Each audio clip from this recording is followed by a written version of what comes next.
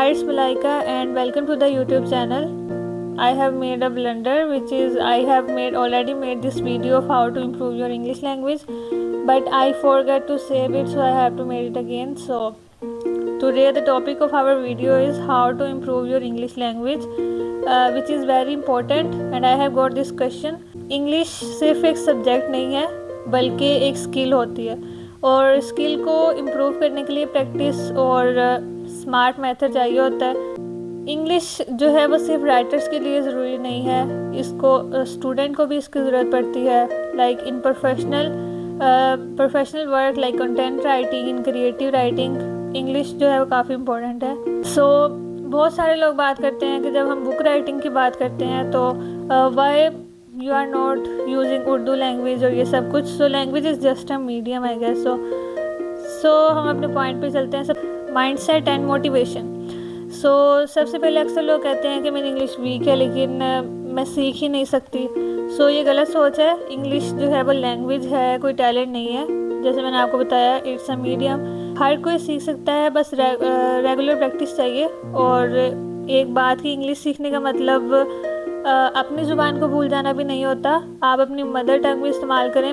English एक extra skill होती है, एक एक्स्ट्रा अपॉर्चुनिटी आपके लिए ओपन करता है ये एजुकेशन में, जॉब्स में, राइटिंग में, मेनली ट्रैवलिंग में भी। तो जब आप इसको सीखें इंग्लिश को, आपका माइंडसेट जो है वो एज अ न्यू स्किल के तौर पर होना चाहिए, या आपका लैंग्वेज का जो है वो रिप्लेस नहीं होना चाहिए। सबसे पहले हम बात करते हैं वोकैबुलरी के बारे में। लैंग्वेज सीखने के लिए, किसी भी लैंग्वेज को सीखने के लिए, चाहे वो इंग्लिश हो, चाहे वो चाइनीज़ हो, चाहे वो कोई भी लैंग्वेज हो, उसके लिए हम वर्ड से स्टार्ट करते हैं। लैंग्वेज की जो बेस होती है वो वर्ड्स होते हैं। रोज़ 2 से 3 इंग्लिश वर्ड सीखने चाहिए। रट्टा नहीं लगाना उनको, जैसे अब हम स्टडीज़ करते हैं। Like in our education system mainly ये होता है कि बच्चों को रट्टे पे लगाया जाता है। और इंग्लिश जो है वो, जैसे कि आप जानते हैं कि हमारी कंट्री में भी जो हम सब्जेक्ट्स पढ़ते हैं वो सब मेनली इंग्लिश में होते हैं। बट स्टिल लोगों को इंग्लिश नहीं आ रही होती, बच्चों को इंग्लिश नहीं आ रही होती। वो इसीलिए कि उनको रट्टा सिस्टम में लगाया होता है, इनमें बच्चों का भी कसूर नहीं होता।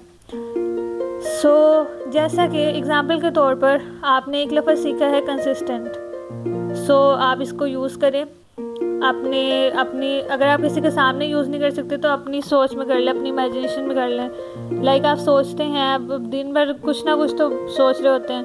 वो सब इंग्लिश में सोच लें। अगर if I stay consistent my English will improve. Main thing is reading habit.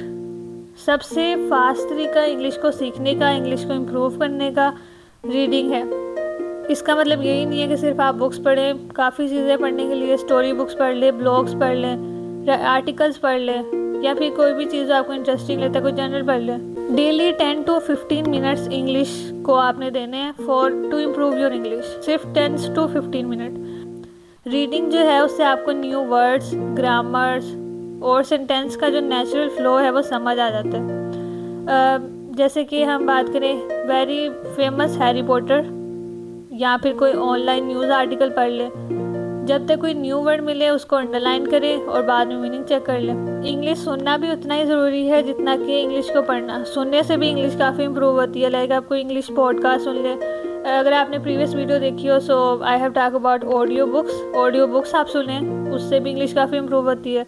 अगर वो भी नहीं, सबसे अहम चीज़, सबसे इंटरेस्टिंग चीज़, इंटरटेनिंग चीज़ जो आप कर सकते हैं वो आप कोई मूवी देख लें with English subtitle. Any series, any movies in English subtitle. इससे इंग्लिश काफ़ी इम्प्रूव होती है। I have experience this as well. पहले सबटाइटल के साथ देखें और फिर बगैर सबटाइटल के देखें। ये भी एक टेक्निक है जिससे आपकी इंग्लिश जो है बेटर हो जाती है। अक्सर इंग्लिश का फ़्लो बहुत ज़्यादा तेज़ होता है इन डिफरेंट एक्सेंट, तो आपको वो समझ नहीं आता। इसलिए आप पहले सबटाइटल के साथ देखें, देन फिर आप सबटाइटल के अलावा देखें, रिमूव करके उसको। फिर आप नोटिस करेंगे कि आपकी प्रोनाउंसिएशन में और आपकी लिसनिंग स्किल बेटर होती है। इससे आपकी इंग्लिश भी ऑफ कोर्स अच्छी होगी। Then is speaking practice. और इसमें जो सबसे मेन चीज़ बोली जाती है वो ये है कि मिरर के सामने प्रैक्टिस करें। बट आप किसी भी तरह प्रैक्टिस कर सकते हैं। माइट भी आप पूरा दिन गुजारने के बाद रात को कोई भी इंग्लिश में you can describe to yourself, अपने आप को बताएं कि मैंने पूरा दिन क्या किया। Today I wake up at 8 PM, then I studied for 2 hours। इस तरह फ्रेंड्स के साथ इंग्लिश बोल सकते हैं। इस तरह इंग्लिश जो है वो आपकी इम्प्रूव होगी, बेटर होगी। इनमें एक इंटरेस्टिंग और मेन चीज़ है by using English apps, English learning apps, जिसमें 4 ऐप्स हैं। फर्स्ट वन इज़ डुओलिंगो, जो कि आपने सुना होगा, इसके काफ़ी ऐड्स आते हैं। बिगनर्स के लिए बेस्ट है। अगर आपको इंग्लिश फ्रॉम स्क्रैच स्टार्ट करनी है सीखना तो आप इसको यूज़ करें। स्टेप बाय स्टेप आपको इंग्लिश सिखाता है, ग्रामर और वोकेबलरी प्रैक्टिस के साथ आपको सिखाता है। Second app is hello English, specially south Asian learners के लिए यूज़फुल है और बहुत सिंपल इंटरफेस होता है इसका। Third is BBC learning English app, यहाँ आपको ग्रामर लेसन्स, लिसनिंग प्रैक्टिस और क्विज़ेस भी मिलते हैं। Fourth one which I have also use is Grammarly. अगर आप इंग्लिश राइटिंग करते हैं या ऐप आपके पास ग्रामर और स्पेलिंग जो मिस्टेक्स है उसको करेक्ट करता है ग्रामरली, और बहुत सारे इसके अंदर टूल्स होते हैं। आप पेलग्रिज्म चेक करना चाह रहे हैं, आप चेक करना चाह रहे हैं कि कोई राइटिंग में AI टूल यूज़ हुआ है, AI वर्ड्स यूज़ हुआ है, तो वो ग्रामरली चेक कर लेते हैं। सो इन्हीं में से किसी भी पॉइंट को या इन सभी पॉइंट को यूज़ करते हुए आपकी इंग्लिश बहुत ज़्यादा अच्छी, बहुत ज़्यादा इफेक्टिव, प्रोफेशनल इम्प्रूव हो सकती है। So for your book writing आप इन सब को जो है वो ज़रूर ट्राई करें। मेन चीज़ है राइटिंग प्रैक्टिस, जो कि रोज़ डायरी लिखें, इंग्लिश में 4 to 5 सेंटेंस लिखें about your day, about anything, जो भी आपको अच्छा लगा, कोई कोटेशन अच्छी लगी वो लिख लें। सोशल मीडिया कैप्शन इंग्लिश में लिखें, शॉर्ट ऐसे या स्टोरी ट्राई करें। इसी तरह इंग्लिश इंप्रूव करती है by listening and by doing practice as well. I hope the video was helpful for you. So next video में हम बात करेंगे नेक्स्ट स्टेप के बारे में। So bye bye.